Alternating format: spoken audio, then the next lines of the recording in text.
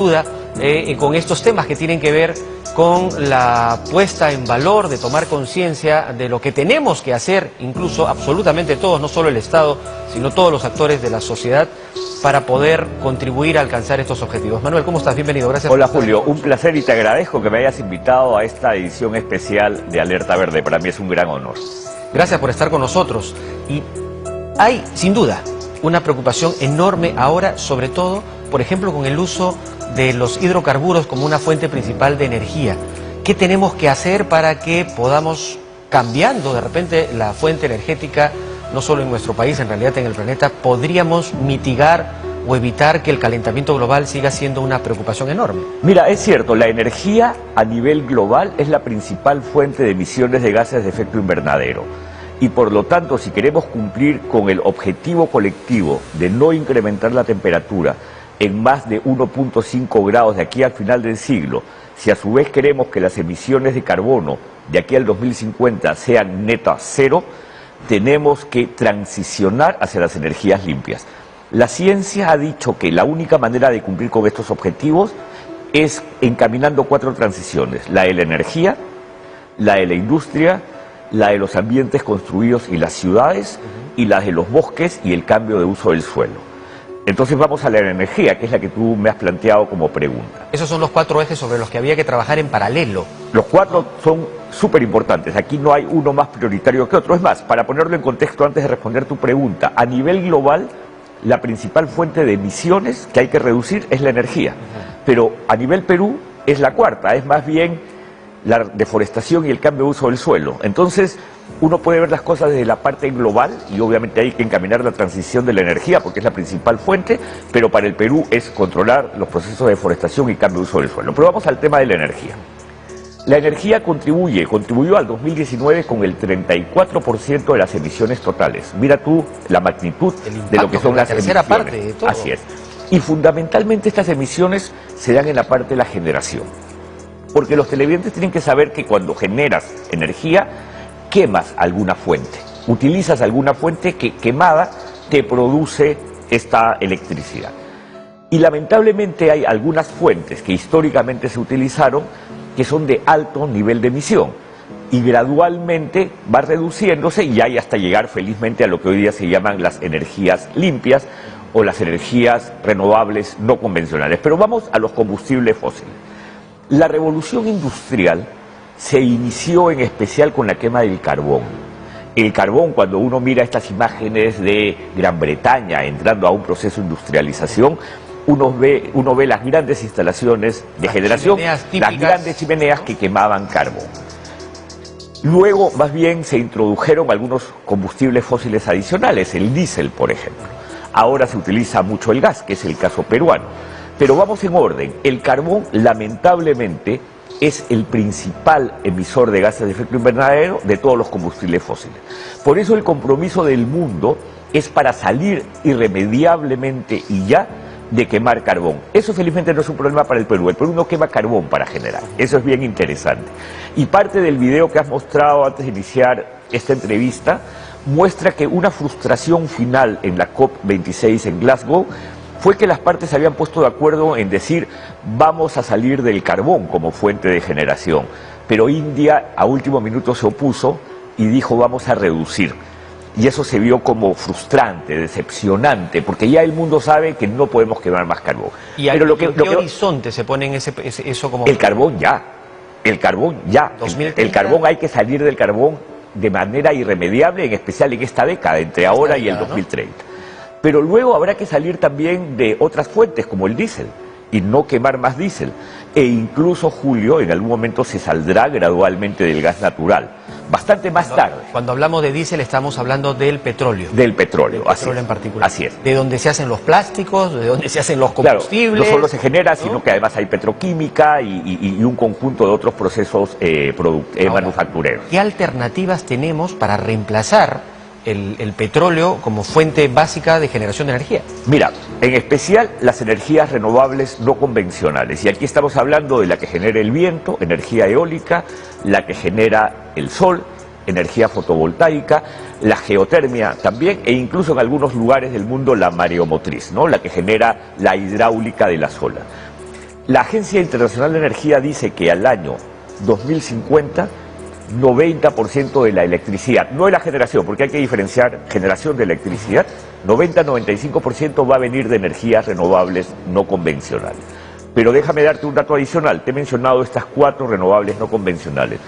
Hay una adicional que se está evaluando mucho, el hidrógeno, porque el hidrógeno es una partícula que está en el agua, que está en los bosques, que está en un conjunto, incluso en el petróleo.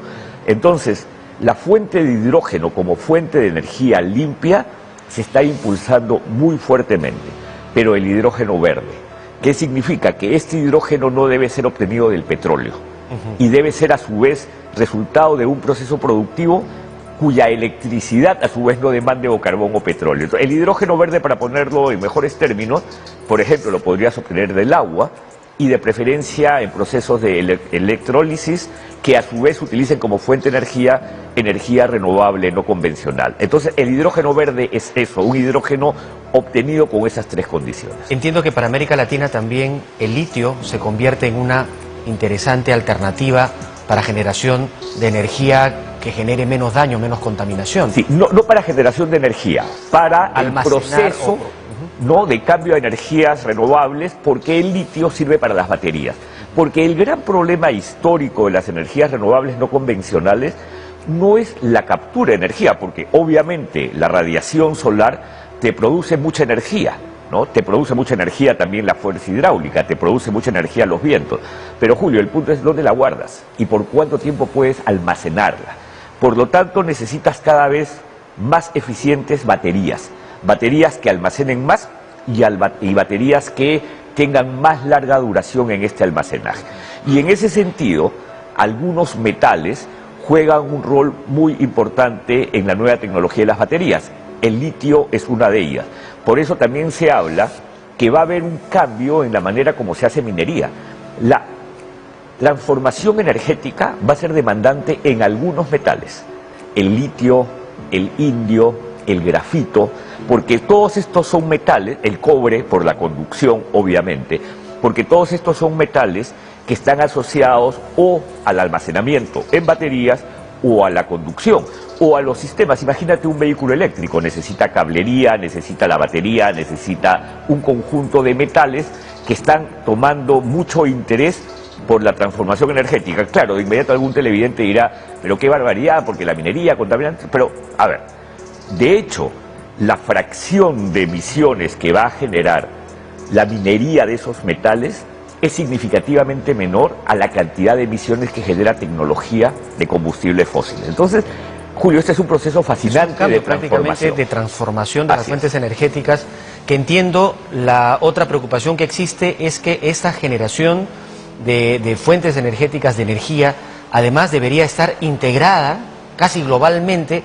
de tal forma que pudiéramos atender las necesidades de energía en cualquier otra parte del mundo sin mayores complicaciones, que es lo que también ha generado tremendas brechas, ¿no?, respecto de las condiciones de vida de las personas, ¿no? Debiera. Lamentablemente, el concepto histórico de seguridad energética ha limitado la cooperación. Pero, felizmente, y este es un felizmente puesto entre comillas para destacarlo, felizmente, los mensajes que nos están dando la guerra, Rusia y Ucrania, es que la seguridad energética del futuro se basa en la cooperación. Porque mira, ¿qué está pasando con el tema de la guerra Rusia-Ucrania? Que como existía mucha dependencia, en especial de países europeos, a las fuentes energéticas rusas, que a su vez se están cortando, hay un conjunto de sanciones económicas, la pregunta es ¿de dónde obtengo esta energía de la cual me voy a ver privado? La tentación sería, abro más pozos de petróleo, saco más gas de algún lado y doy subsidios a los combustibles fósiles o abro plantas de energía nuclear. Y claro, esa es la tentación que hay que controlar, porque obviamente necesitas energía hoy para atender tus procesos productivos. Pero hay una oportunidad de más bien acelerar el proceso de las renovables no convencionales, y felizmente eso está pasando de una u otra manera. Pero lo segundo es, no puedes depender de una sola fuente. Y menos aún no puedes depender de una zona con dificultades geopolíticas. Por lo tanto, lo que esperamos venga como resultado y lección aprendida de esta guerra triste es la cooperación en energía. Porque si no cooperas en energía, vamos a seguir teniendo estas crisis como la que estamos sufriendo. Mira tú el precio de los combustibles que a todos nos golpea, el precio de los productos debido a ello. Por lo tanto, si no cooperas y no estableces formas de vecinos, de cooperar entre vecinos como regiones, podemos volver a caer pronto en una situación. Yo creo que el mundo va a cambiar en la manera como se colabora con la energía. Habría que mirar lo que dice Adela Cortina, ella viene sosteniendo mucho de la importancia de la cooperación inteligente, ¿no?, entre las sociedades para poder resolver los problemas que nosotros mismos venimos creando. Así es, ese es un reto importante, pero hay que encaminarnos hacia ello. Finalmente, Manuel, yo quisiera que no dejemos de abordar un tema que también es importante, esta amenaza de hambre, de inseguridad alimentaria, no solo por el conflicto que has mencionado de Rusia y Ucrania, sino también por lo que significa la transformación o el impacto, las consecuencias que el cambio climático está ocasionando y que impacta sin duda en la producción de alimentos. Sí, mira, el tema del hambre es un tema severo. La guerra lo ha señalado porque tienes la situación que Rusia y Ucrania son los grandes graneros del mundo, son los grandes productores de trigo, y estas rutas de transporte y de comercio se han visto cortadas por la guerra y por eso hay un incremento significativo de los precios. Pero también por la vulnerabilidad que genera el cambio climático, que afecta a ecosistemas que son fuente importante de cultivos para la alimentación. Chile está en una sequía de largo plazo, en la zona del Coquimbo, donde habían campos de cultivo, están absolutamente secos. Por lo tanto, esa es una situación que se está presentando en distintas latitudes a nivel planetario. Entonces, esa vulnerabilidad como resultado del cambio climático es la segunda. Tercero, hay una competencia por los recursos para la alimentación o para la energía. Mira tú, este debate es fascinante. Hay productos que están, en vez de servir para la alimentación, están siendo utilizados para generar energía, que también es otro riesgo. Regular bien. Hay procesos interesantes que tratan de lograr un balance bueno, porque tú tienes biomasa, es decir, productos de la naturaleza, dices, a ver, ¿para qué lo utilizo? ¿Para la alimentación o para la bioenergía? Porque la bioenergía es buena también. Lo que no debe hacer la bioenergía es incrementarte el precio del alimento, porque le quitas acceso a los más pobres. Entonces, ese límite es un límite que siempre está en discusión. Entonces, ese es un tercer elemento. Pero hay un cuarto elemento, que es nuestra mala costumbre de desperdiciar y botar alimentos. Por lo tanto, el tema de desperdicio y disposición inadecuada de alimentos es algo que siempre tiene que estar en la agenda. Pero también en la alimentación, Julio, está el tema de las dietas. Porque una de las cosas que nos está diciendo la ciencia es que no podemos ser tan dependientes, por ejemplo, de las carnes. Porque lamentablemente el mantenimiento tan intensivo de ganado, ¿no?, en corrales o de otros, ¿no?, de otras fuentes de carne, lo que te generan son emisiones, cambio de uso del suelo y emisiones de metano, ¿no?, por lo que se llama la descomposición justamente de la materia orgánica. Tremendamente a la capa de ozono. Y la fermentación entérica, que es parte del proceso digestivo del ganado. Entonces la alimentación está presente en todos lados en el debate climático. Bueno, Manuel, te agradezco por esa conversación muy interesante, por cierto. Espero tenerte más veces aquí en nuestro programa, de repente ya para desarrollar con detenimiento algunos factores propios de este programa que tiene como propósito decirle a la gente, decirle a la ciudadanía, abran los ojos y miremos. La guerra nos pone con una mirada en atención respecto de la amenaza de una crisis alimentaria. Pero en realidad el cambio climático lo viene diciendo ya hace mucho tiempo. Hay una sobrepoblación, hay poco acceso a alimentos, poco acceso a agua segura, ¿no? Y esa es otra consecuencia también es una ola más del cambio grave, climático, que es preocupante también y que hay que mirarla, ¿no? Y déjame una precisión de 30 segundos. Hiciste referencia a la declaratoria de emergencia climática que efectivamente en enero de este año se declaró. Y tiene un conjunto de metas del Estado que si las cumplimos nos encaminamos. Entonces hay que mirar mucho esa declaratoria de emergencia climática que habla, por ejemplo, de hidrógeno verde, que habla de mejorar nuestras condiciones de sistemas meteorológicos para saber qué se viene y cómo enfrentamos la vulnerabilidad, que habla de alimentación, que habla de bosques, por lo tanto, que habla de políticas de precio al carbono.